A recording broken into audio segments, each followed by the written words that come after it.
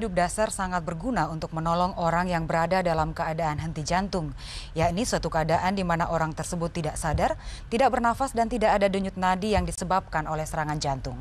Langkah yang dapat diambil diantaranya penolong dan korban dalam kondisi aman, tempatkan korban di atas alas yang keras dalam posisi telentang, serta lakukan langkah-langkah algoritma bantuan hidup dasar.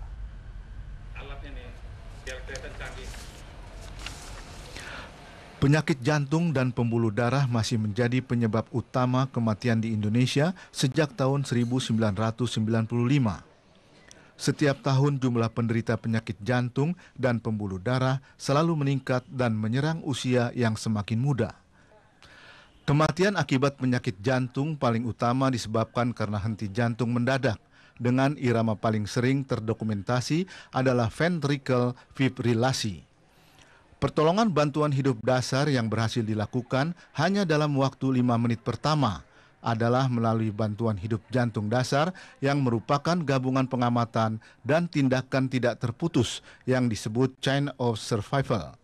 Bantuan hidup dasar atau basic of support akan sangat berguna untuk menolong orang dalam keadaan henti jantung, yakni suatu keadaan di mana orang tersebut tidak sadar, tidak bernafas, dan tidak ada denyut nadi yang bisa disebabkan oleh berbagai penyakit, dan yang tersering adalah disebabkan oleh serangan jantung.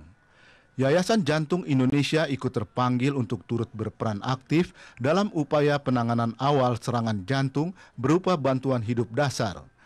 Kepedulian tersebut diwujudkan dengan menggelar pelatihan singkat yang diikuti oleh kelompok klub jantung sehat dari beberapa provinsi di Indonesia. Pelatihan singkat yang diberikan meliputi bantuan hidup dasar, menolong orang dengan henti jantung, tersentak benda asing, tersengat petir, tenggelam, dan lain sebagainya.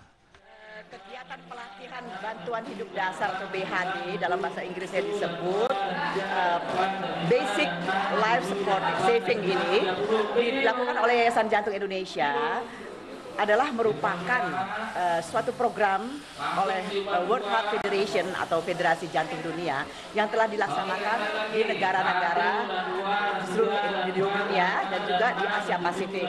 Nah, kami merasa terpanggil dan berkewajiban memberikan bekal pengetahuan mengenai bantuan hidup dasar ini kepada masyarakat karena proses ataupun pelatihan ini adalah sangat sederhana sebetulnya, asal dilakukan dengan tekun dan benar. Pada tahap ini kami melakukan pelatihan kepada para pengurus, pada para anggota klub jantung sehat, para anggota remaja kami yang tergabung dalam klub jantung remaja di seluruh Indonesia, karena kami mempunyai cabang Yayasan Jantung Indonesia di 29 daerah. Nah, kami membaginya menjadi tahap-tahapan. Tahap pertama kami telah melakukan pelatihan, 24 orang kami sertakan. Tahap kedua 24 orang, kemudian kali ini 34 orang, dan masih ada 2 tahap lagi yang akan dilaksanakan.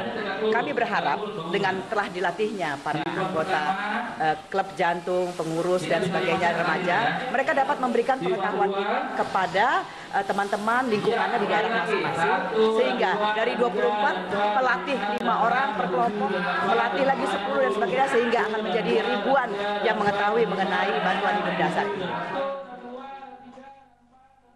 Hal utama yang harus dilakukan dalam melakukan pertolongan pertama kepada seseorang yang mengalami serangan jantung adalah memberikan bantuan hidup dasar yang harus dikuasai oleh seseorang, yakni dengan memastikan adanya tanda-tanda sirkulasi bergerak, bersuara, dan bernafas. Selain itu, cara lain yang bisa dilakukan adalah dengan menepuk bahu atau dada korban dengan kuat sambil memanggil korban. Bila korban tidak memberi respon dan tidak bernafas, lakukan resusitasi jantung paru atau RSP dengan tindakan kompresi dada dan pemberian napas bantuan. Napas bantuan dilakukan berulang kali hingga 30 kali kompresi dada diselingi 2 kali napas bantuan.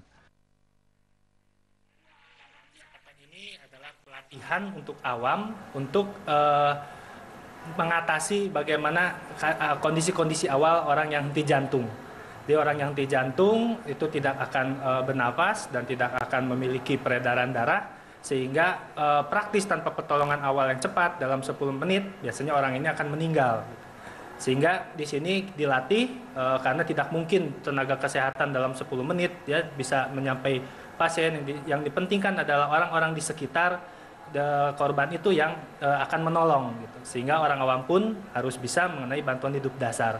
Sehingga nanti di sini pada langkah-langkahnya itu akan dilakukan bagaimana mengenai faktor keamanan dari si korbannya sendiri dan si penolongnya. Lalu langkah-langkah untuk melakukan bantuan hidup dasar yaitu mengecek respon dulu dari si pasien, dari si korban, lalu meminta pertolongan karena nanti tidak mungkin untuk mengerjakan bantuan hidup dasar ini seterusnya sendiri, lalu melakukan yang namanya resusitasi jantung dan paru yang terdiri dari pijat jantung luar, ya kompresi dada dan pemberian napas. Kemampuan itu memberikan bantuan hidup dasar terhadap para korban serangan jantung, selayaknya dimiliki oleh para petugas medis maupun non-medis, seperti petugas pemadam kebakaran, Palang Merah Indonesia, pramuka, dan petugas keamanan. Terlebih di era yang serba cepat seperti saat ini, para petugas medis dan non-medis harus dibekali dengan keterampilan khusus agar para korban serangan jantung dapat terselamatkan.